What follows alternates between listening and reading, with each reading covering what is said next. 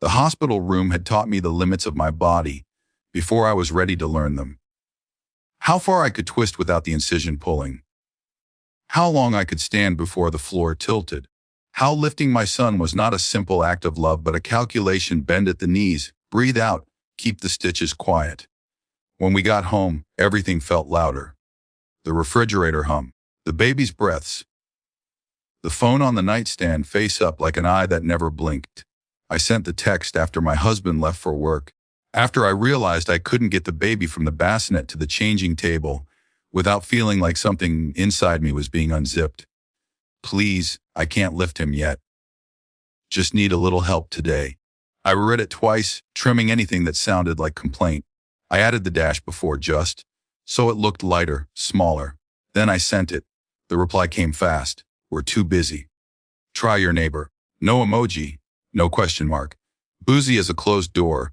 I stared at the message until my eyes burned, not because I didn't understand it, but because I did. There was a heat behind my eyes that wasn't quite tears. It was more like pressure, the way a room feels before a storm breaks somewhere else. The baby made a soft sound, a throat clearing into the world. I put the phone face down and counted my breaths until the pain settled back into something manageable. The neighbor came later, awkward and earnest, holding my son like he was made of glass. She apologized for everything she did, including the things she did right. When she left, the house felt emptier than before, because the comparison had been made. Days after that folded into each other. Recovery was not dramatic. It was slow and unphotogenic. I learned to slide the baby toward me instead of lifting. I learned to ask myself, before every movement, whether it was worth the ache that would follow. No one from my family asked how healing was going. They sent pictures of errands and dinners, proof of their business, as if it were whether or not choice. I didn't confront them. Confrontation takes energy, and I was spending mine on standing up straight. 3 weeks later, I woke to the sound of my phone vibrating itself off the nightstand. It landed face down on the rug with a dull thud, still buzzing like a trapped insect. I picked it up slowly. 53 missed calls, all from family. The screen looked crowded, frantic. Then a message from my sister: we're in trouble.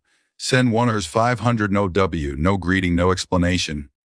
No acknowledgement of the body I was still borrowing. Cautiously, day by day, I sat on the edge of the bed, my feet on the floor, waiting for the room to stop tilting. The baby slept, one fist curled, utterly unconcerned with urgency.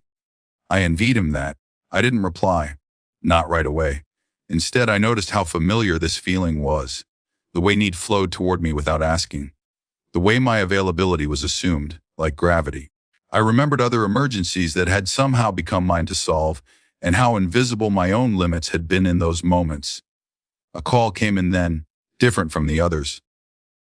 A number I didn't recognize. I let it go to voicemail, then listened. The voice was professional, clipped. There was a situation involving my parents and a payment that hadn't been made. Deadlines. Consequences. The message wasn't dramatic. It didn't need to be. Authority rarely does. I called back when my hands stopped shaking. I asked questions. I took notes. I learned exactly what the problem was and, more importantly, what it wasn't. It wasn't sudden. It wasn't unavoidable. It was the result of decisions deferred until urgency could be used as leverage. By the time I hung up, my sister had sent 3 more messages. The last one ended with a period instead of an exclamation point, which felt like escalation. I opened a reply, closed it, opened it again. I didn't mention the past. I didn't mention the text I had stared at until my eyes burned. I didn't mention the neighbor. I wrote, I'm still recovering from surgery and can't help financially. The office handling this can explain your options. I sent it before I could soften it, before I could add apologies that weren't owed. The response came slower this time. Confusion. Then irritation. Then silence. The crisis did not disappear. It simply moved around me like water finding another path. It resolved eventually imperfectly, with consequences that were not mine to carry. No one apologized. That was fine. Healing doesn't always include recognition. What changed was quieter. The phone stopped feeling like an obligation. I left it face down more often. I answered fewer calls. I learned that dignity could be reclaimed without speeches, without revenge, without anyone clapping. Recovery continued at its own pace. Some mornings were better. Some weren't. But when I lifted my son, carefully, deliberately, I knew exactly how much weight I could carry. And for the first time in a long while, it was enough.